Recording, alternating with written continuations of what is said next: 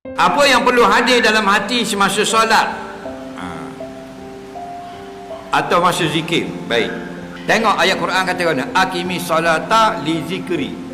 Hendaklah kamu tunaikan solat, kerjakan solat, dirikan solat.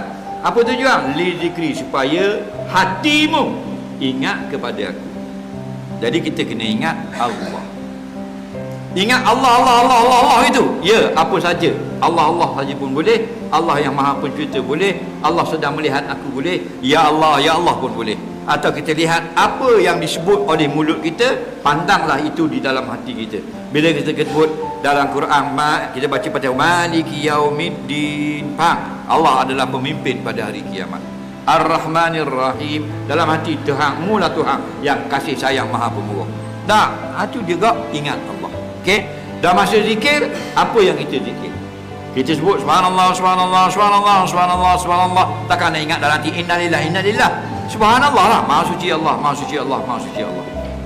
Kata Imam Syekh Najah Al-Haisami, kalau kata sebut subhanallah, dalam hati hanya kata Allah, sudah memadai.